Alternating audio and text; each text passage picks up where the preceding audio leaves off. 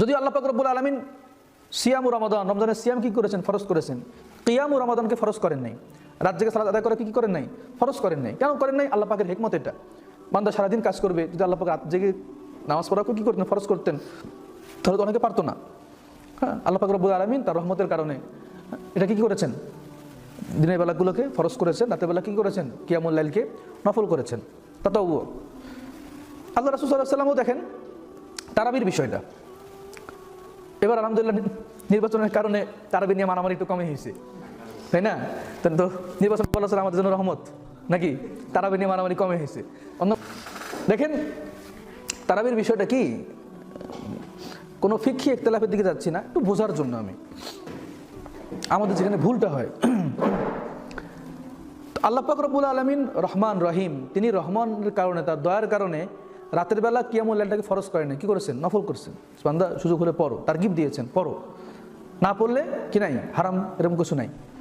আল্লাহ রাসূল সাল্লাল্লাহু আলাইহি ওয়াসাল্লাম রমজান মাসে যে কিয়ামুল লাইল যেটা করেছেন 3 দিনের মতো করেছেন, হাদিসে পাওয়া যায়। কদিন করেছেন? 3 দিনে করেছেন। ওই 8 রাকাত করেছেন, এটা পর রাসূল যে 20 রাকাত করেছেন তেমনটা পাওয়া যায় না।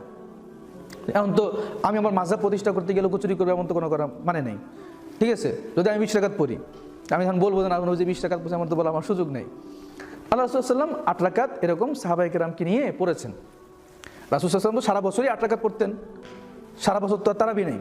তো রমজানও কি করেছেন? রাসূল সাল্লাল্লাহু আলাইহি ওয়াসাল্লাম সাহাবায়ে কেরামকে নিয়ে 3 দিনের মতো পাওয়া যায়, সাহাবায়ে কেরামকে নিয়ে একসাথে কি করেছেন? এই নামাজটা আদায় করেছেন, 8 রাকাত এরকমই করেছেন। তো 3 দিনের পর সাহাবায়ে কেরাম যখন উৎসুক হয়ে গেলেন, রাসূল সাল্লাল্লাহু আলাইহি ওয়াসাল্লাম কিয়ামুল লাইল করছেন রমজানে আমাদেরকে নিয়ে, রাসূলের তেলাওয়াত, রাসূলের পিছনে নামাজ পড়তেছেন, উৎসুক হয়ে সাহাবায়ে কেরাম কি করলেন? অপেক্ষা করতেছেন। হাদিসের মধ্যে পাওয়া যায় রাসূল বের হচ্ছেন না, সাহাবায়ে কেরাম দরজার সামনে গিয়া পায়চারি করতেছেন, গলাকাশি দিচ্ছেন, রাসূল বাইরে হয়ে আসে, রাসূল কি করতেছেন না? বের হচ্ছেন না। পরের দিন রাসূল সাল্লাল্লাহু আলাইহি ওয়াসাল্লাম মেম্বরে গিয়ে দাঁড়িয়ে বললেন যে গত রাতে তোমরা কি করেছো আমি জানি, আমি ইচ্ছা করেই বের হই নাই। কেন বের হই নাই? যে আমি যদি বের হইতাম এবং তোমরা যদি নিয়মিত এটা পড়তাম তাহলে তো আল্লাহ তোমাদের উপর ফরজ করে দিতেন। বুঝে আসছে? উম্মতের প্রতি দয়াদ্র হয়ে, রাসূল তো রউফ রহিম, উম্মতের প্রতি দয়াদ্র হয়ে রাসূল সাল্লাল্লাহু আলাইহি ওয়াসাল্লাম এই কাজটা করেন নাই। কিন্তু ওই যে 3 দিন যে পড়লেন, এর দ্বারা বোঝা গেল কি এটা ফজিলতের কাজ। কিয়ামুল লাইল, রাত জেগে নামাজ পড়া কি একটা ফজিলতের কাজ। এটা রাসূল সাল্লাল্লাহু আলাইহি ওয়াসাল্লাম ইন্তেকালের পর আবু বকরের খেলাফত আমলে এমনটাই ছিল। সাহাবায়ে কেরাম ওই মসজিদে গিয়ে নামাজ আদায় করতেন, যে যেভাবে পারতেন সেভাবে পড়তেন। ওমরের যুগের প্রথম দিকে এমনটাই ছিল। তো সাইয়েদনা ওমর যখন দেখলেন যে সাহাবায়ে কেরাম তো কোরআন তেলাওয়াত করতেছে, কোরআন খতমও করতেছে অনেকে, 4জন 5জন একসাথে হয়ে ওখানে 4জন 5জন একসাথে একজনের পেছনে নামাজ পড়তেছে, একজনকে হয়তো বলতেছে আপনি তো কোরআন অনেক মুখস্থ করছেন, আপনি আমাদেরকে শোনান। সবাই তো আর হাফেজ ছিলেন না, তো এরকম